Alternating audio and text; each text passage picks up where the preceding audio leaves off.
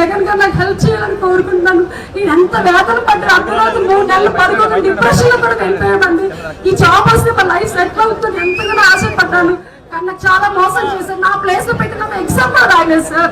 ఎంత అన్యాయం చేశారంటే మళ్ళీ మా ఛానల్స్ చెప్తున్నారు అంత పారదర్శకంగా చేశారండి. మీరు నిజంగా నిజాయితీ ఉంటే సిబిఐ ఎంక్వైరీ పెట్టండి.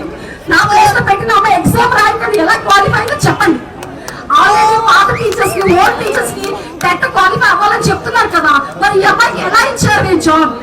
టెట్ రాసిందా, పిఎస్సి క్వాలిఫై అయ్యిందో మాకు తెలియదు. మా కన్నీరు కాదా, మా అవసరం మీకు తగలదా?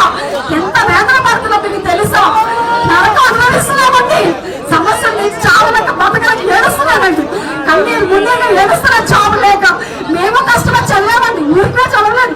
మేము రోజుకి 20 గంటల పైన చదివి జాబ్ క్వాలిఫై అయ్యి కూడా నా ప్లేస్ లో రావాల్సిన జాబ్ ని ఒక అమ్మాయికి ఇచ్చారండి. ఆ అమ్మాయి స్పోర్ట్స్ అమ్మాయి, ఎగ్జామ్ కూడా రాయలేదండి. ఇది న్యాయమా? ఒక్కసారి చంద్రబాబు నాయుడు ఆలోచించండి. జగన్ గారు ప్లీజ్ నా పక్షానికి ఇప్పుడు వచ్చినందుకు చాలా థ్యాంక్ యూ సో మచ్ అండి.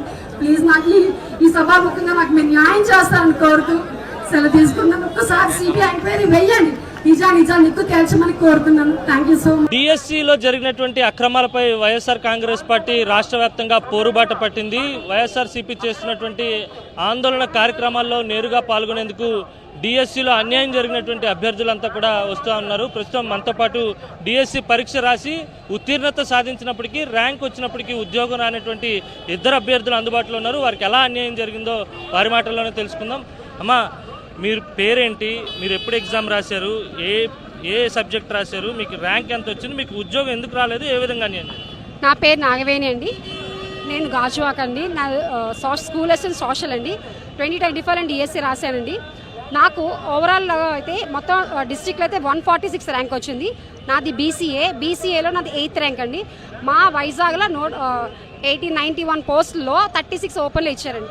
అందులో 7th rank 10th rank BCA మా కేటగిరీ అండి. వాళ్ళిద్దరు ఓపెన్లో పెట్టకుండా 7th ర్యాంక్ అబ్బాయిని తీసుకొచ్చి బీసీఏ కేటగిరీలో ఇచ్చారు. 10th ర్యాంక్ అమ్మాయిని ఓపెన్లో ఇచ్చారు. సో 8 మందిలో ఇద్దరు తీసేస్తే 6 ఉన్నారు. సో 6 పోస్టులు మిగిలాయి. ఈ 6 పోస్టులు 6th ప్లేస్లో నేను ఉన్నానండి. నాకు రావాల్సిన పోస్టు ఒక స్పోర్ట్స్ అమ్మాయిని తీసుకొచ్చి పెట్టారండి. ఆ అమ్మాయి ఎగ్జామ్ కూడా రాయలేదండి. 4139 మంది సోషల్ ఎగ్జామ్ రాస్తే అందులో అమ్మాయి పేరు లేదండి. ఇప్పుడు సీనియర్ టీచర్స్కే టెట్ రాయమని చెప్పినప్పుడు సుప్రీంకోర్టు ఈ అమ్మాయి టెట్ క్వాలిఫై అవ్వకుండా డిఎస్సి క్వాలిఫై, టెట్ క్వాలిఫై అయిందో లేదు, డిఎస్సిగా ఎగ్జామ్ రాయకుండా తనకి పోస్ట్ ఎలా ఇచ్చారనేది నాకు ఎగ్జామ్ రాయకుండా పోస్ట్ ఎలా ఇస్తారమ్మా? ఎగ్జామే కదా మెయిన్. రాయలేదండి, తను డిఎస్సి ఎగ్జామే రాయలేదండి.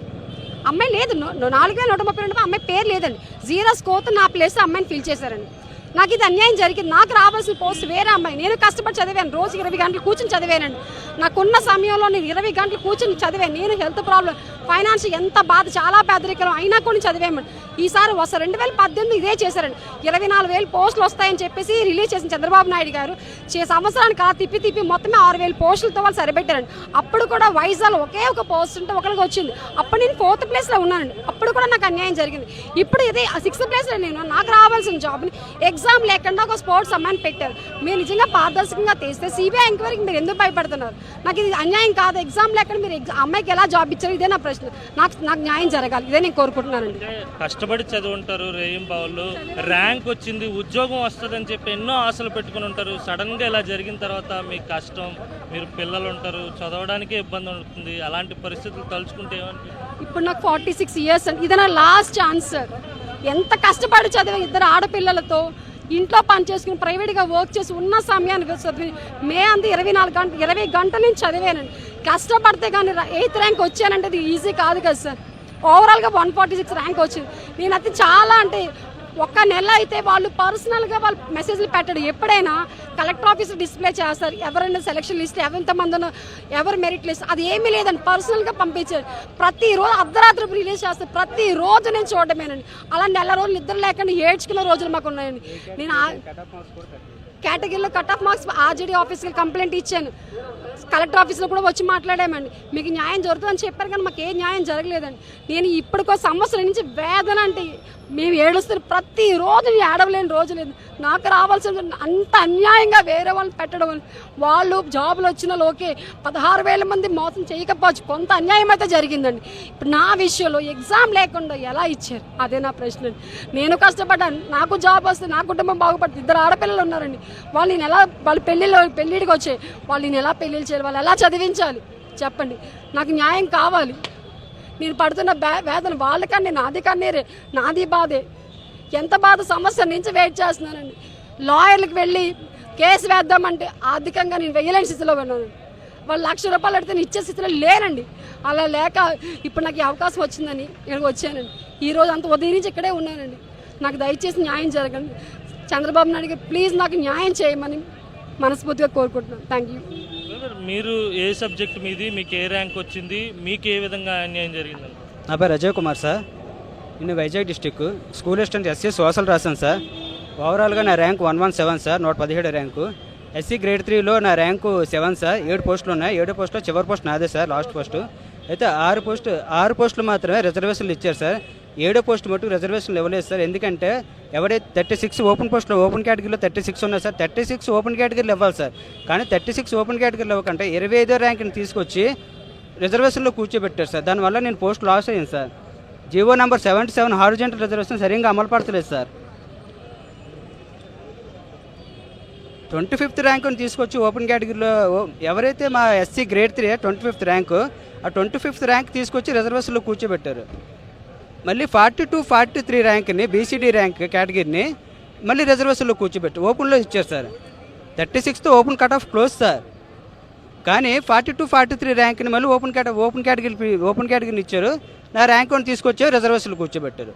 నేను దానివల్ల పోస్ట్ లాస్ అయ్యాను సార్. నేను ఇప్పుడు వరకు ఏ డిఎస్సి చూసినా సరే కట్ ఆఫ్ మార్క్స్ ఉంటాయి సార్. ఎస్సీ ఎంతని, ఎస్టీ ఎంతని, బీసీ ఎంతని కట్ ఆఫ్ మార్క్స్ ఉంటాయి సార్. కట్ ఆఫ్ మార్క్స్ కూడా పెట్టలేదు సార్. దీనివల్ల ఎస్సీ, ఎస్టీ, బీసీ విద్యార్థులు ఎవరైతే చివరిగా లాస్ట్ పొజిషన్లో ఉన్నారో ప్రతి ఒక్కరు లాస్ అయ్యారు సార్ దీనివల్ల. మీ కుటుంబ నేపథ్యం ఏంటి? చాలా కష్టపడి ఈ స్థాయికి వచ్చి ఉంటారు కదా, చదువుంటారు కదా. మీ కుటుంబం, మీ నాన్నగారు ఏం చేస్తుంటారు? నీకు ఆర్థికంగా చదువుకోవడానికి సహాయం పరిస్థితి ఏంటి? ఇప్పుడు ఒక్కసారిగా చేతికొచ్చిన ఉద్యోగం కాలదన్నట్టుగా జరిగింది, ఏమనిపిస్తుంది? సార్ మా నాన్నగారు ఆటో డ్రైవర్ సార్. 7 సంవత్సరాల నుంచి నేను కాంపిటేటివ్ ప్రిపేర్ అవుతున్నాను సార్. ఎంతో ప్రిపేర్ అయితే కానీ ఆ ర్యాంక్ తెచ్చుకోలేకపోయాను సార్. నాకు చాలా బాధగా ఉన్నా సార్. మా నాన్నకి ఇప్పుడు వరకు నేను ఏదో కాంపిటేటివ్ ప్రిపేర్ అయ్యి మంచి జాబ్ సంపాదించి మా నాన్న కాలు రగరేసుకుందా తిరుగుదామని చూసాను సార్. కానీ లాస్ట్కి గాలి తీస్తారు సార్. నాకు ఇలాగా ఎంతో కష్టపడితే కానీ ఆ ర్యాంక్ రాలేదు సార్. పగలు రాత్రి కష్టపడకంటే 7 సంవత్సరాలు కష్టపడ్డాను సార్. నా బాధ ఎవరికి చెప్పుకోలేకపోతున్నాను సార్. అంటే కాంపిటేటివ్ ఫీలింగ్లో ఎవరైతే కాంపిటేటివ్లో ఫీలింగ్లో ఉంటారో ఆ ఇటుపక్క వెళ్ళా సరే జాబ్ చేయలేరు. అలాగని చెప్పేసి కాంపిటేటివ్ ఫీల్డ్ వదలలేరు. ఈ జాబ్ వచ్చింది ఎంతో ఆనందంలో మా నాన్నకి చెప్పాను సార్. ఎంతో ఆనందంలో ఒక జాబ్ వచ్చిందని ఆనందపడ్డారు సార్. తీరమో చూస్తే కాల్ లెటర్ రాలేదు సార్. ఎందువల్ల రాలేదని చూస్తే కలెక్టర్ ఆఫీస్కి వెళ్ళాను. కలెక్టర్ ఆఫీస్కి వెళ్తే సార్ని అడిగితే మీరు హారిజంటల్ రిజర్వేషన్ వల్ల మీ పోస్ట్ కోల్పోయారు. నెక్స్ట్ లోకేష్ కుమార్ గారు హెల్ప్లైన్ నెంబర్ పెట్టారు సార్. హెల్ప్లైన్ నెంబర్ ఫోన్ చేసినా సరే ఇదే same reason sir. Horizontal reservation వల్ల మీరు పోస్ట్ కోల్పోయారు. జీవో నెంబర్ 77 వల్ల అది సరిగ్గా అమలు పడతలేదు సార్. దానివల్ల పోస్ట్ లాస్ అయ్యాను సార్. ఇది మొత్తం మీద డిఎస్సి అభ్యర్థులంతా కూడా తీవ్ర ఆవేదన వ్యక్తం చేస్తున్నారు, కన్నీటి పర్యంతం అవుతున్నారు. చేతికి వచ్చినటువంటి ఉద్యోగం ప్రభుత్వ వైఫల్యం కారణంగా చేజారిందని చెప్పి వారంతా కూడా బాధపడుతున్నటువంటి సందర్భం కనిపిస్తుంది. ఎన్నో ఏళ్ల పాటు కష్టపడి ఉద్యోగం చేతికి వచ్చిందన్న సమయంలో ఇలాంటి పరిణామాలు చోటు చేసుకోవడం తమను ఎంతో బాధించిందని ఆవేదన వ్యక్తం చేస్తున్నారు. వీడియో జర్నలిస్ట్ శంకర్తో కలిసి అనిల్, సాక్షి టీవీ, విశాఖ కలెక్టరేట్ నుంచి.